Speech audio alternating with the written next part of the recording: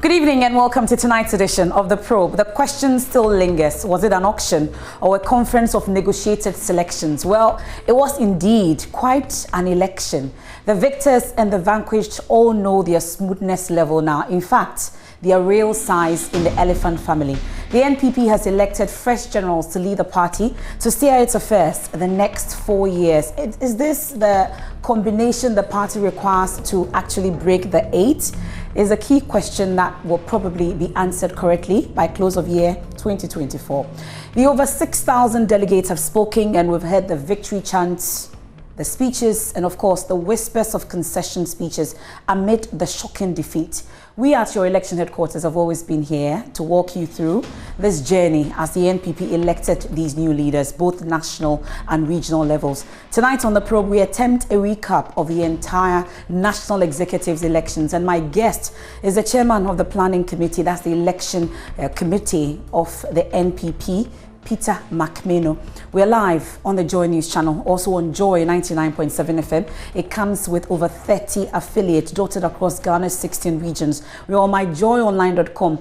On DSTV's channel 421, Go TV 144. You can also listen to us on radio on your DSTV channel. It's 886, that's Joy FM. And all our social media platforms, we're live as well. This is The Probe. I am Emefa Apawu. Let's do a quick turnaround. Be right back. Please stay with me.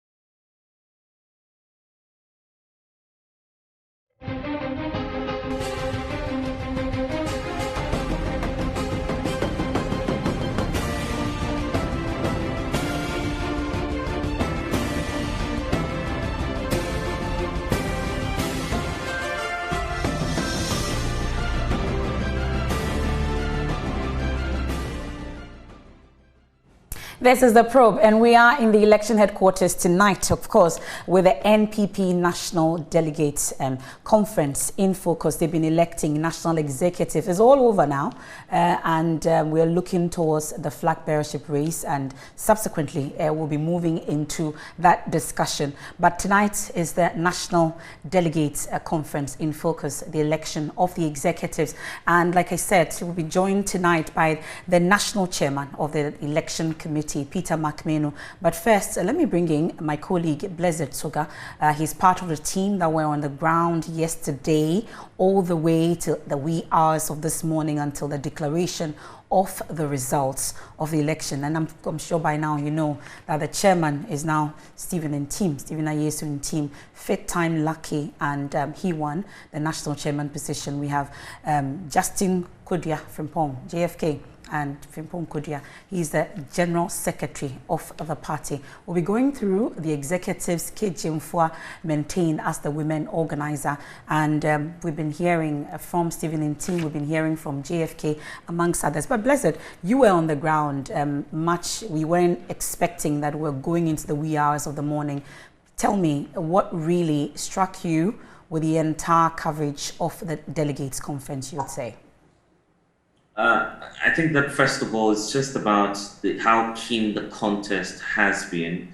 Mindful of the fact that you have just about 10 slots for the national executive position of the New Patriotic Party, but what we see is that some 46 individuals have put themselves up for elections, and that's what's making the whole contest very keen. And so we're on the lookout to see who would sail through to occupy the very limited positions that are available at the national level for the governing New Patriotic Party. So for me, that was much more the key issue that we're on the lookout for, to see how it will pan out. Eventually, there were surprises, as we're seeing at the end of the day.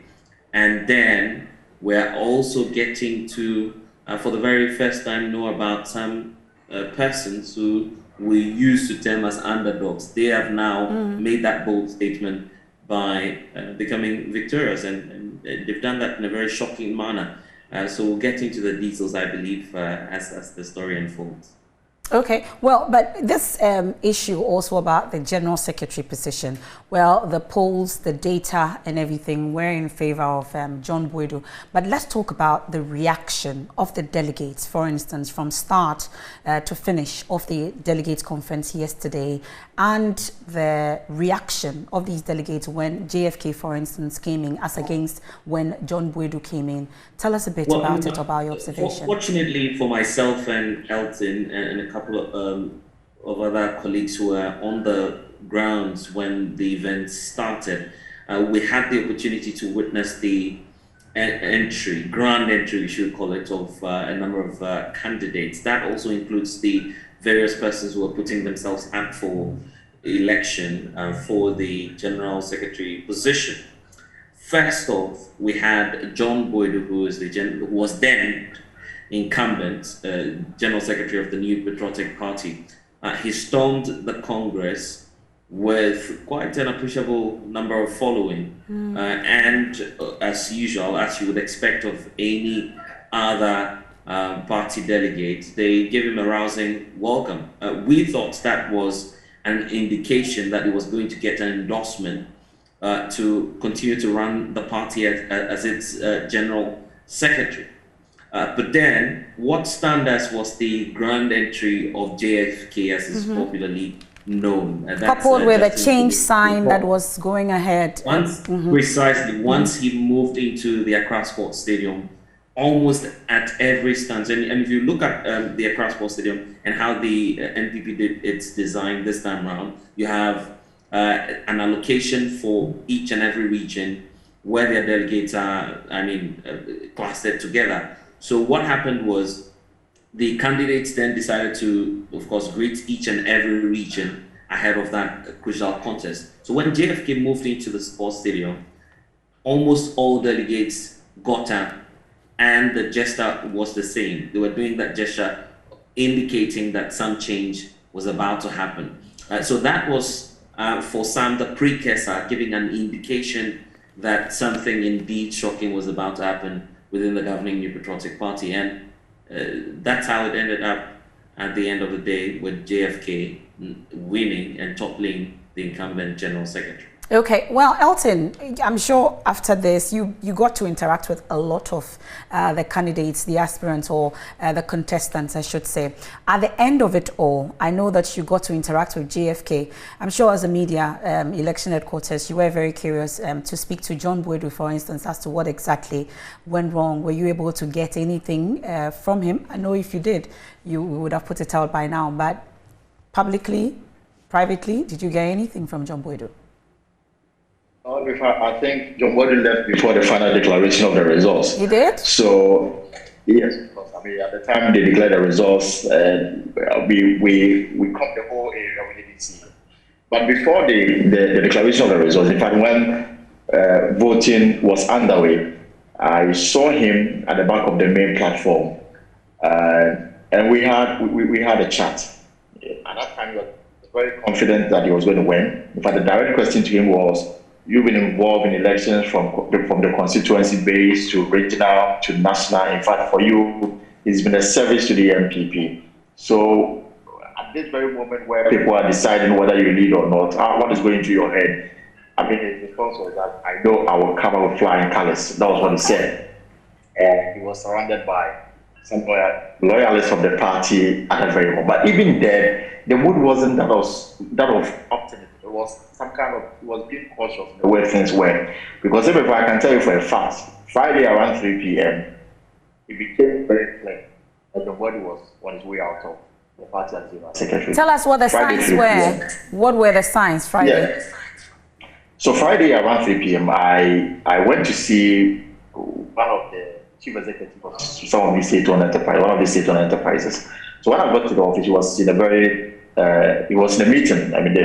He asked me to wait, and that the meeting was an urgent meeting. Now, when he was done with the meeting, then he said it was about the weekend's delegates conference, weekend delegates conference of the NPP. And I said, so I inquired, I wanted to understand what really is going on. And they said, I mean, weeks before Saturday, John Wadi was in the lead.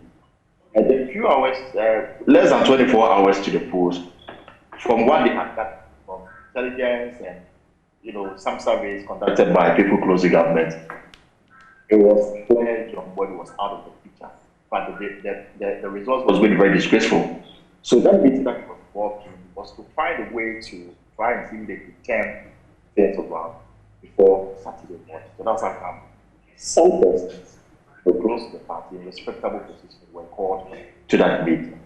There was a need for some kind of mobilization to ensure that everything worked perfectly. So between 3 p.m. and Saturday morning, I knew they had done a lot of work. Mm-hmm. So when the conference delayed, I mean, my conclusion was that they were so in the process of trying to get the delegates to a certain direction, at least from the perspective of John Boydu's, camp. Okay. So it wasn't really surprising that it turned out the way it did. Did it have anything to do with the delay of the delegates getting to the grounds? I know you have your ears on the ground. Was that a contributory factor, you'd say? In fact, this welcoming address, he apologized and said that they were finding it difficult transporting the delegates to the conference ground. That was the reason why the program delayed for 6 solid hours. 6 solid hours. These delegates were in Accra a day before the conference, so how was it difficult getting them from UP and the rest to the Congress ground? In fact, when we were still waiting for the final confirmation, I had a disco with some of the constituency executives from the Eastern region. And I asked them why it took them so long to get to the Congress ground. In fact, the regional secretary told me that they were told that all the delegates from the Eastern region were housed at the place after 2, which is not far from Accra. Okay. And on Saturday morning, they were told to wait because some of the aspirants wanted to engage them, in the last minute to get them to vote. So they were all in their hotel. In fact, even for TESCON members, they had interacted with all the, the aspirants, only to be told on the Congress ground that they have been exempted from voting.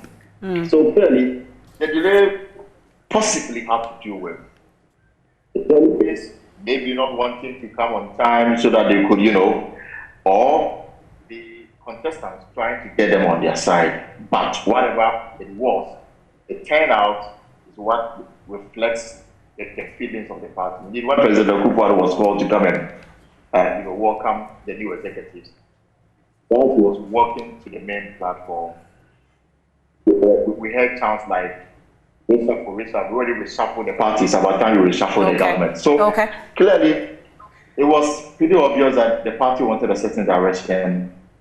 That's how we voted.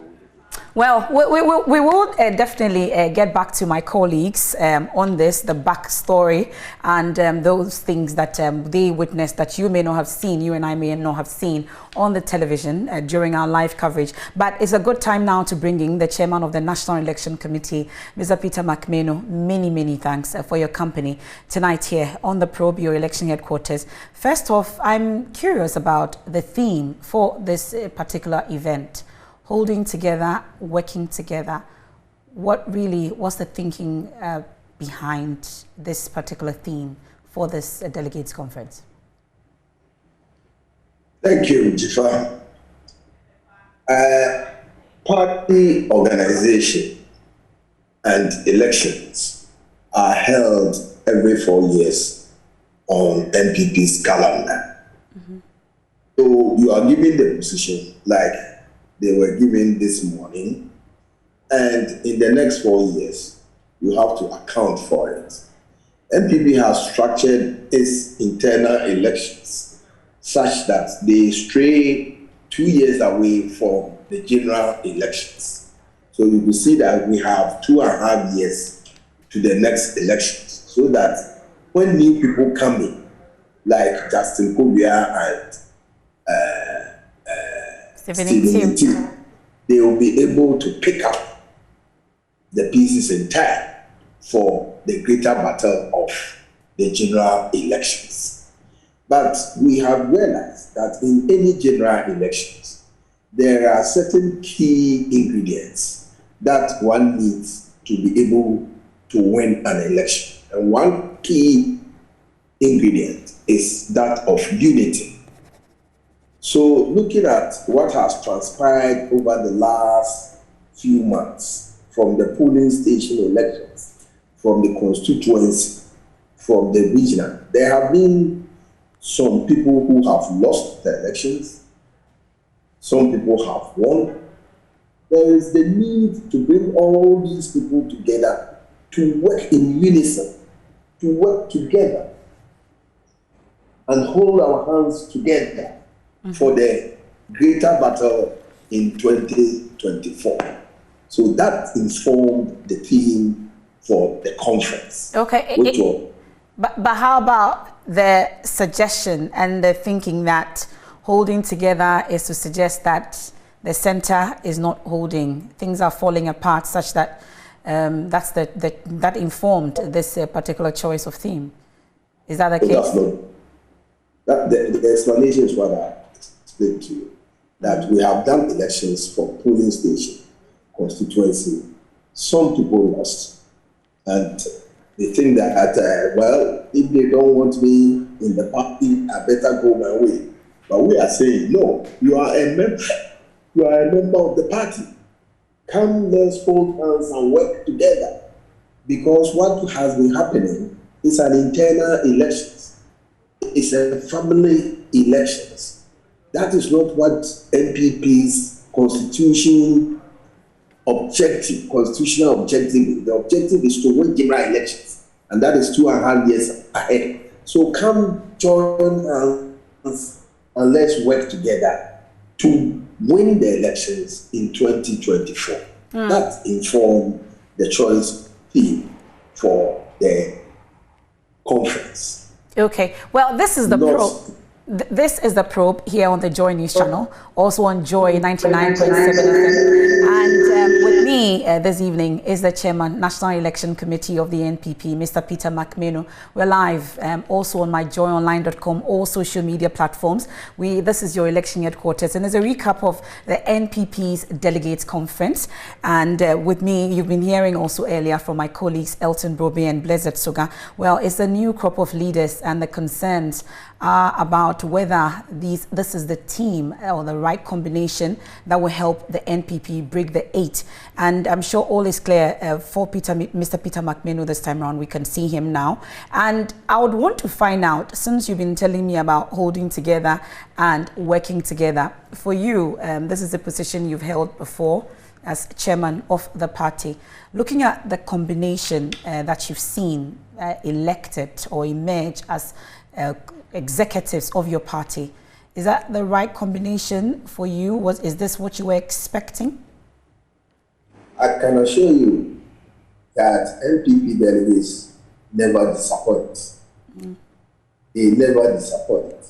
They look at the circumstances of the time, the dynamics of the future elections, and cast their votes.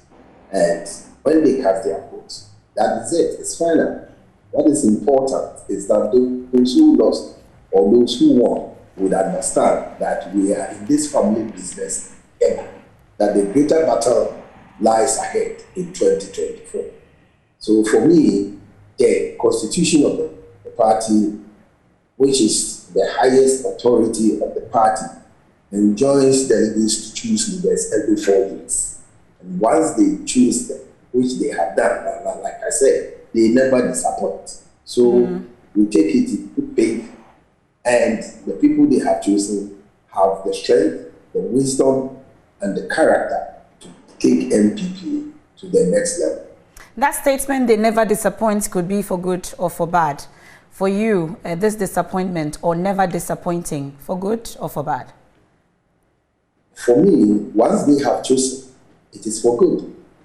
Because like I said earlier, we have 4-year cycle, and we have placed our internal elections in mid-cycle, such that if there are any work to be done, and work should be done, training programs, psyching people up, letting them know some historical perspectives of elections in NPP, etc. We have planned all this in advance, and we're going to hit the ground on training, on orientation, and reconciliation straight away.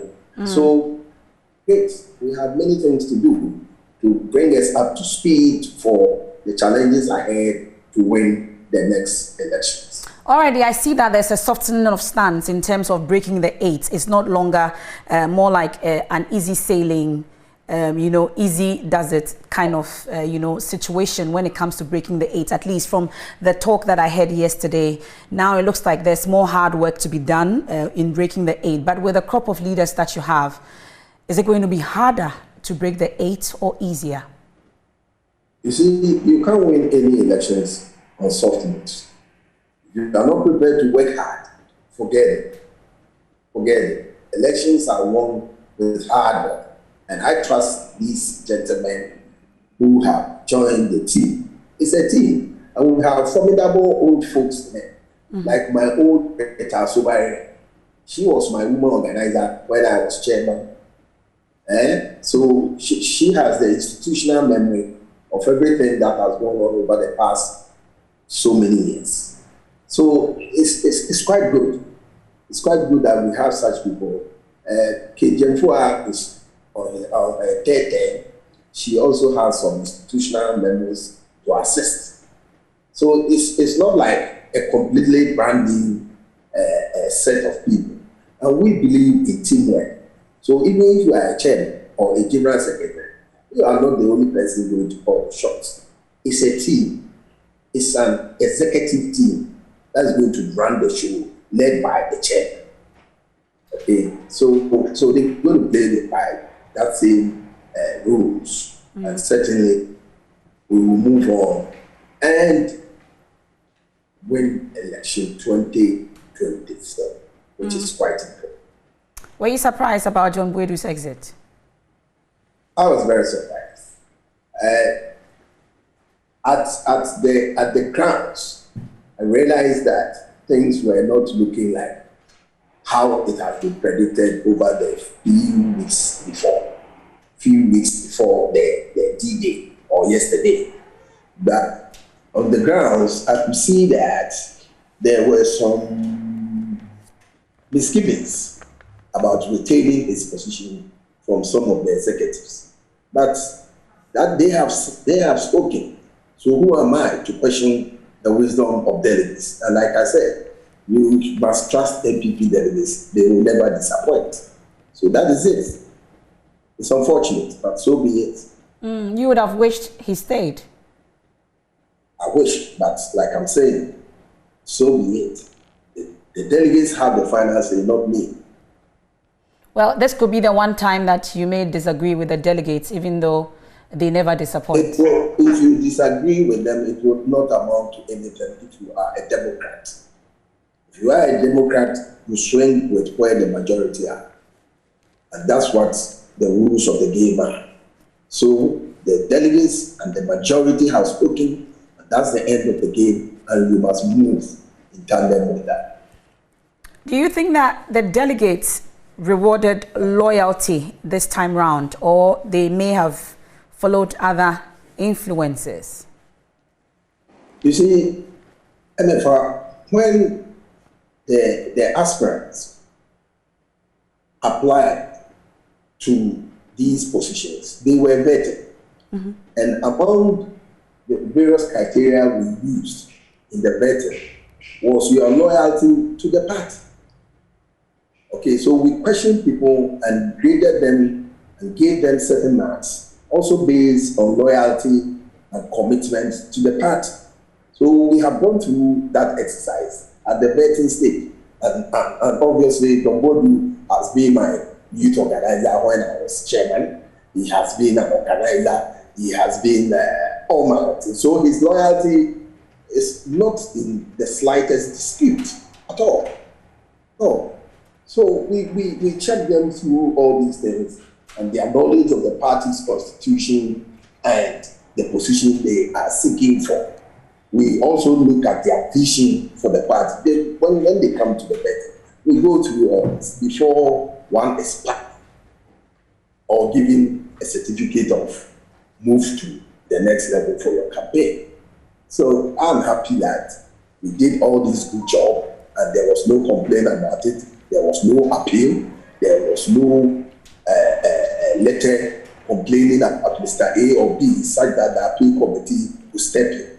They were very satisfied with the vetting process. And the vetting process also will bring out one's loyalty to and dedication to the party.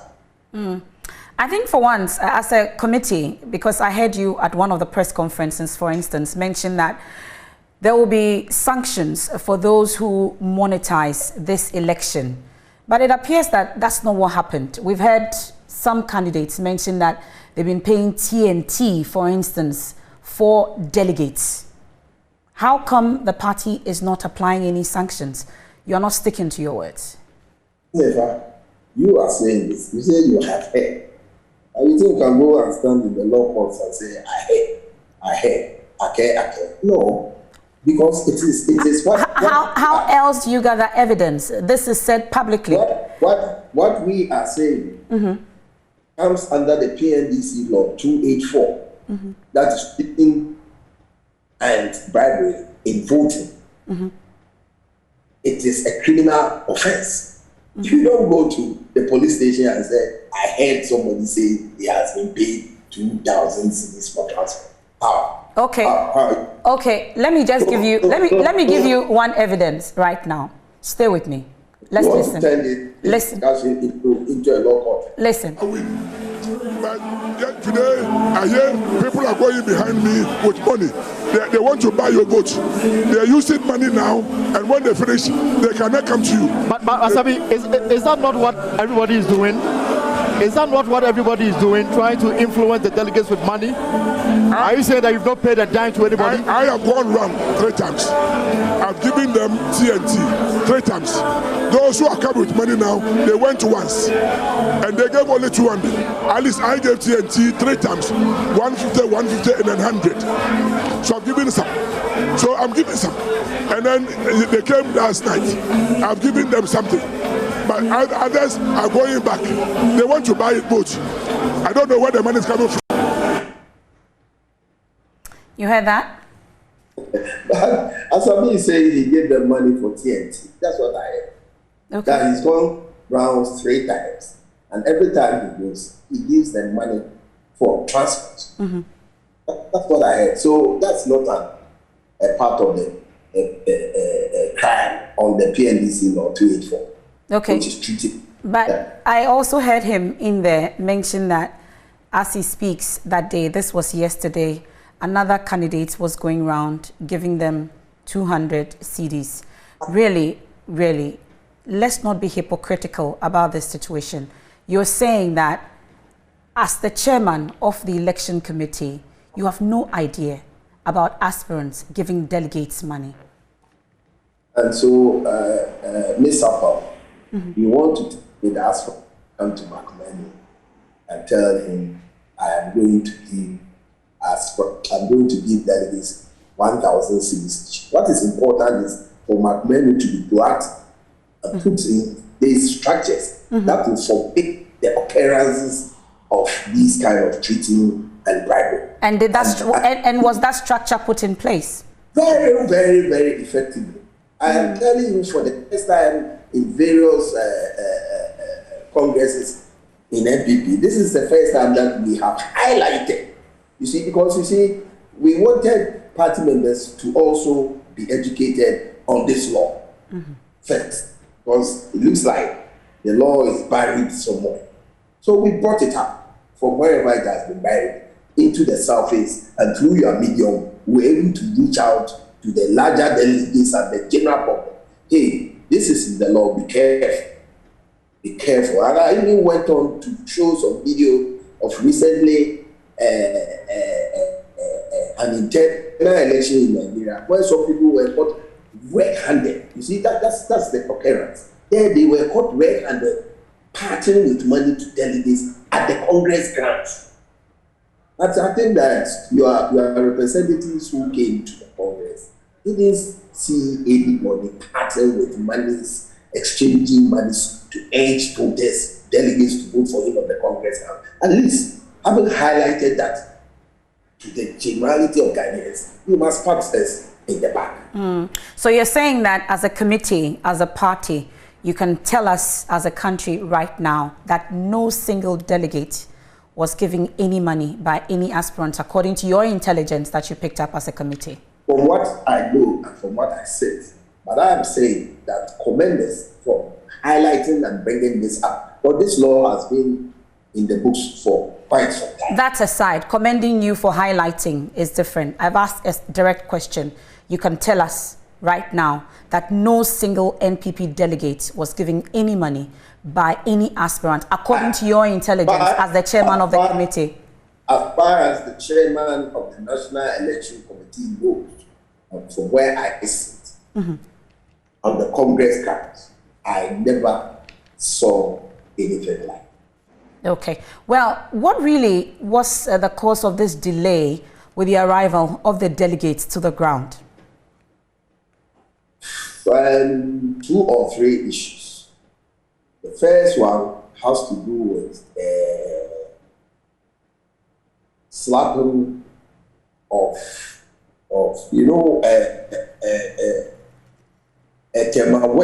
Tema East treasurer slapped injunction on TESCOM delegates and local proxies.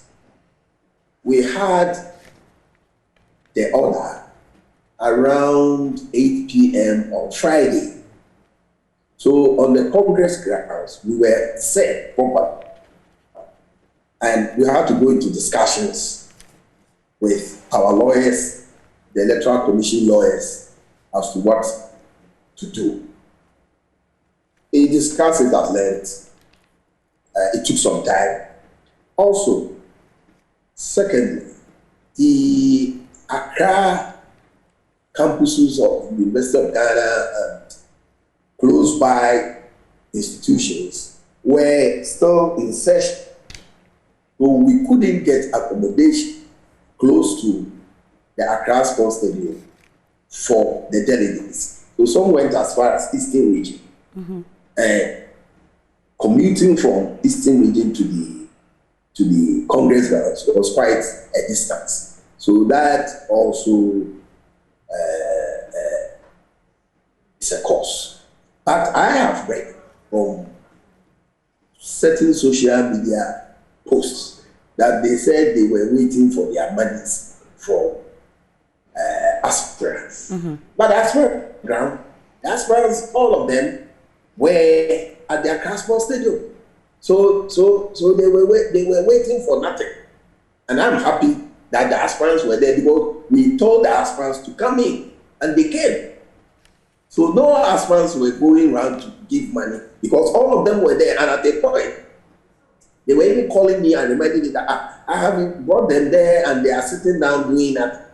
Then I said, you wait, I have a reason why I have invited you. So you sit there, I'll come and address you. So it's not a question of aspirants going there. The aspirants didn't go. But we all know that if the aspirants don't go, they have men who can go.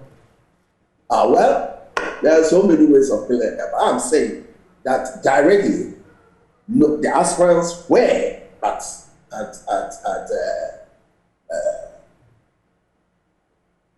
the stadium. But you see, we have to kill this monetization of elections. And we have to start from somewhere. I think that NPP has shown maturity and a big move in that. That, hey, this thing is destroying our democracy. Let us take major steps and in a mature way, to kill this canker of vote buying and this attendant effect on our democracy. So, as a way of curbing also, knowing that you've heard a lot about these allegations, even though you say nobody has been caught in the act, is it something that the party will be looking into in the days to come, since there's a groundswell of issues about monetization, bribery, and exchange of money? As a committee, are you willing to take it up? take a look at it, investigate further? Every time we have called aspirants, candidates, or their representatives to meeting, we also invite the security agencies to join, particularly the police. And when these things are highlighted at the meeting, that is bribery, treating of voters under PNDC law 284, the police become, or they are also aware that they will arrest you if they find you. And they are the people who will go to court to prosecute. I mean, criminal offenses are prosecuted by the police, not me. Okay, I can only go as a witness. So the police election security task force were brought into the scenario of vote buying and how they can also help curb that menace. So it was we didn't take it as a joke. We spread it to the police, and maybe in future intelligence levels will have to come as you asked them. This is the beginning. Well, this is the beginning. You earlier talked about this injunction that we all heard about yesterday. You're telling us that the party picked it up 8 p.m. the previous day. How is it that this was not communicated to TESCON? They had to come to the grounds to be communicated to during voting time that there's an injunction, therefore they are not able to vote. How did that happen? Well, when I got the document and I read through, I realized that all the things that they were asking to be done, and because of that, they went to court to seek the injunction. It has been done. We have done it because, you see, we, the committee, strongly believes in openness and transparency. So at every point in time, we were meeting candidates or their agents, interacting with them for anything they want to know or they think that it's not in their best interest, and so we should explain why it's going this way. So during these interactions, which was going on every now and then, to demonstrate our openness and transparency, TESCON issues came up every now and then. And some of them came from Kumasi, from Bono region, Bono East, etc. And we dealt with them. We dealt with them in a candid and with speed. So we, on our side, if the courts were open on Saturday, I think any judge that will appear with our facts and documents would have thrown the writ away. But unfortunately, that is not the case.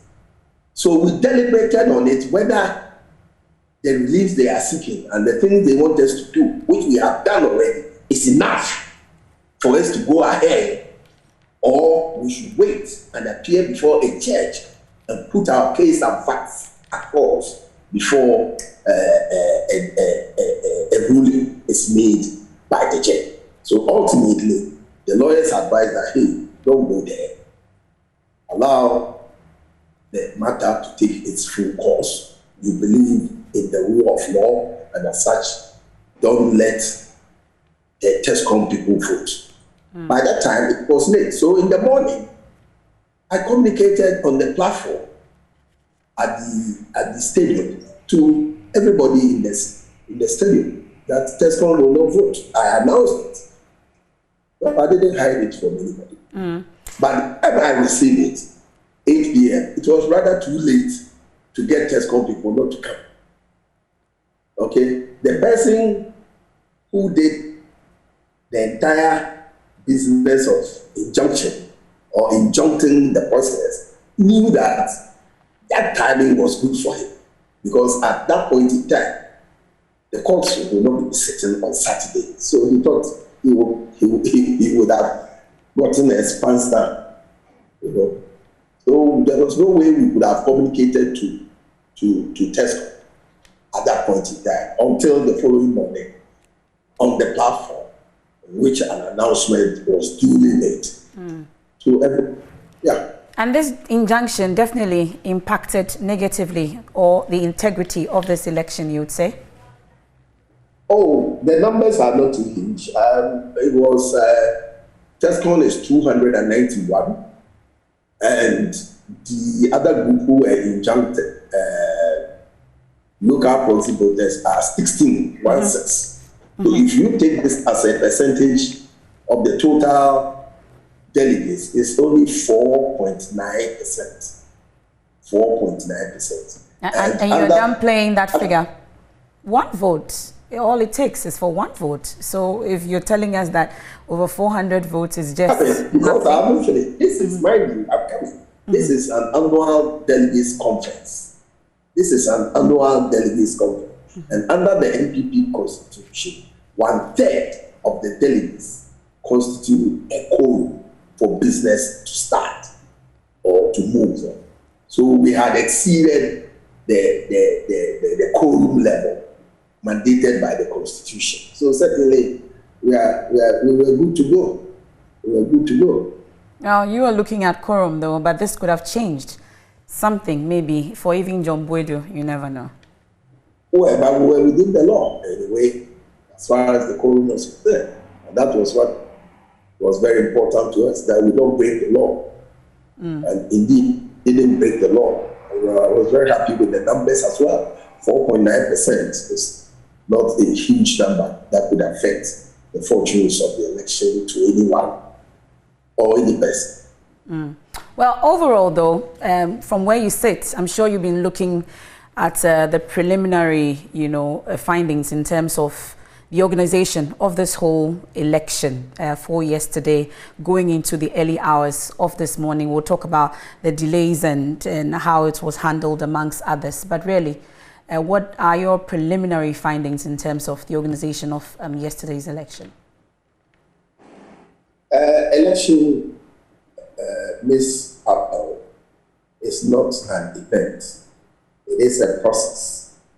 And so what culminated yesterday was a process that had started since the nomination was announced and people filing their nominations, paying the appropriate fees, going through vetting, going through their own hustles around the country and receptions they received, etc., media interactions that we made, and on our part, the National Constitution of Ghana, the NPP Constitution, the Political Parties Act 574, the PNDC Law 284 on bribery and treating of voters, and other rules and regulations made by the National Council. These are what we used to drive the elections, the National Constitution, the NPP Constitution. So it's a process, and it culminated in yesterday's D-Day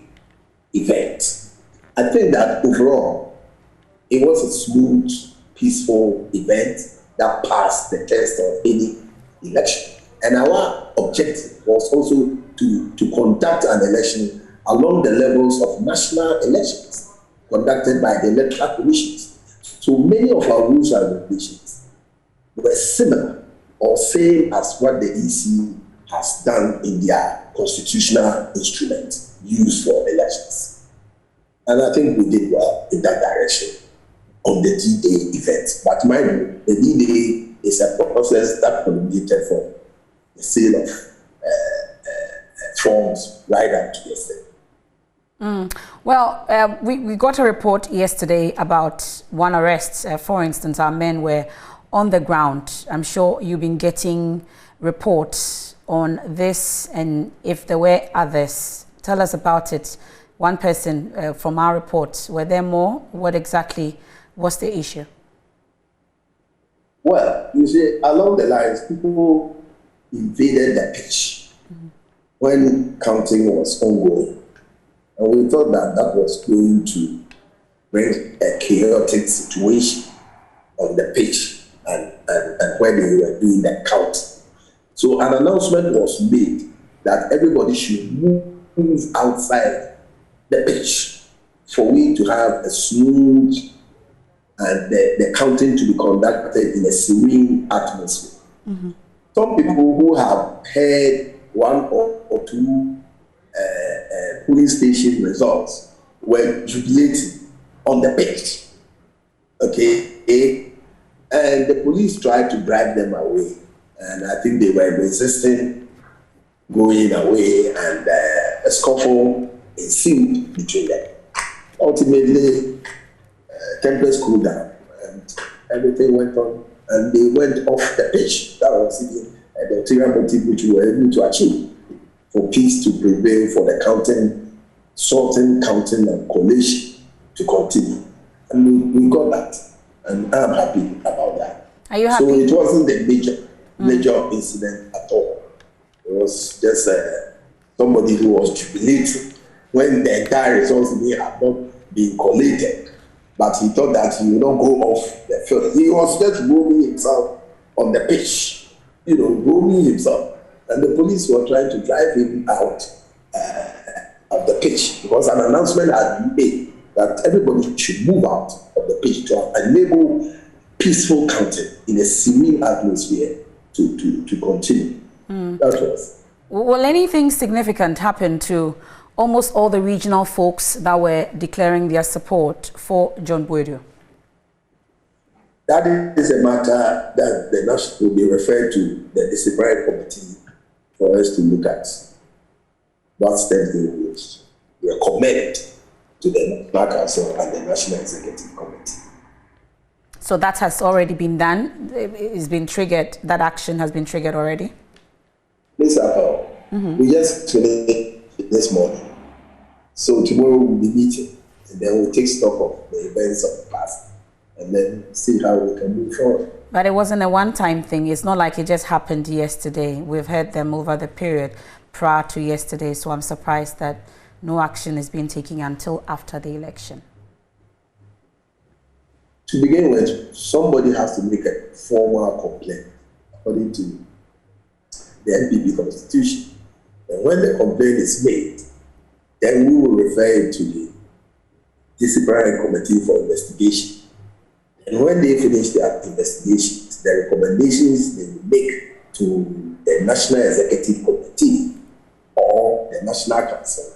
The National Council may accept, may reject, or may amend some of the recommendations. Then it takes effect. So it's not something that we, election committee, can sit down and say we are taking this action against them. The National Council, mind you, is the second highest authority in the party after Congress. So they have the mandate. And when the disciplinary committee recommends to them, then they make a decision on it. Well, speaking of the delegates, once again, you talked about the fact that they never disappoint. And yesterday, at least my colleagues on the ground picked a few signals from some of the delegates or those participants at the conference yesterday. Amongst others, after making the change sign that removed John Boadu, we've been hearing some of them chanting reshuffle, amongst others, raising their concerns when the president was passing. Are you concerned about this? You think they are legitimate calls from the delegates? The president listens, and he has a big ears here. He listens to a lot of advices. I take this as an advice from the delegates. He will listen to it with faith and then juxtapose it, because the advice does not come from one side. If you are a president, you can imagine 30-something million people, and the advices will come from left, right, center. And you are bound to sift through, listen to what will make major impacts, particularly now on the economy. And then you make a decision on it. So they have spoken, the delegates have whispered something to the vice president. He will listen or not listen. Let's wait and see. Okay, but knowing the role you played in the NPP coming to power, for instance, the last election, the previous, amongst others, it looks like your ground is not fertile. Listening to your delegates, it appears it's not just the opposition that is unhappy with the government. It appears your own party members are unhappy with the government, no? Well, you see, if you are a party in government for 2 terms, that is why the mantra, break the eight, is moving every left, center, right. Because at the 8th year, you become sort of able to get all what the people want. You cannot. You can certainly not. No government will be able to achieve that. And we are heading towards the 6th, 7th, and ultimately to the 8th. So people have their own personal ambitions, which perhaps they think is not maturing. Because it's not maturing, they may say A or B. But I can tell you, these same people, their belief in NPP and in NPP's values philosophy is unshakable. I can tell you that is unshakable. Even So when their nevertheless, pockets are shaking. their pockets are shaking globally, they know. It's a global phenomenon. Nigeria, UK, Turkey, Ivory Coast, Togo are all in the same predicament. Sri Lanka is worse. So it's not a Ghanaian situation, it's a global situation. And they know that the government has done far better to mitigate the crisis, the suffering, particularly the COVID-19. Okay, because the president has always said that he cannot bring human beings back to life, but businesses can bring back to life. So if we are suffering now, we will bounce back to life. The economy will be brought back to life in NPP under NPP government of Nana Akufo. So they may have some misgivings now, but I can tell you their belief in NPP and its philosophy and values and ideology remains unshakable. That remains, yes. Well, as campaign chair also, for the previous, at least, I've been talking about that. Knowing the team that you worked with previously and the team you're about to work with, at least, you've expressed your disappointment with the exit of John Boadu, for instance. But Stephen Ntim, your one-time contender, now leads the party as chairman. A winnable team, knowing the global conditions, times you say, at least you admit, indeed hard, and it's not just a Ghanaian situation. This is a winnable team, a team that can certainly break the 8 for the NPP. Stephen, I worked with in 2016 campaign and in 2020 campaign, and he headed the settler communities project. You know, we had a committee specifically targeting settler communities in cocoa growing areas and others, and he was the head and reported directly to me. Know the kind of that areas. So he knows what settler community campaigns entails. And of course, you see, some people ascribe NPP as an anachronistic party. So when he moves into the settler communities, he goes there to end and let them know that NPP is not an anachronistic party, and it is truly a national party because of A, B, C, D. And he did extremely well, he and his team. Okay, so he is not new in the campaign terrain. As far as I've worked with him, and I know his strengths in this regard. So I can be sure that between now and 2024, he will sharpen his skills in other areas that he's not even familiar with, and move the team to top gear. You may have a great relationship with Stephen Ntim, for instance. Can you say same for the president and himself? The president and Stephen. Well, but I said just now that Stephen was a member, or he was the chairman of the Settler Communities Project. He may be a member. He may be a member of a committee. He may be a member of a campaign team. It does not mean they have such a perfect relationship, do they? Do they have a good relationship? The president appointed Stephen as chairman of the Lands Commission. If he doesn't have a good relationship with him, would he appoint him as chairman of Lands Commission? Would he? Emefa, you got it wrong. Did I? Yeah, you got it wrong. President Akufo-Addo is for all NPP members. He doesn't silence A or B or C because he's this or that. No, the man has appointed Stephen as chairman of Ghana's Lands Commission. It's a very important position. And then you ask me whether the two can work together. But the of Lands Commission, he's working together with the president. Okay.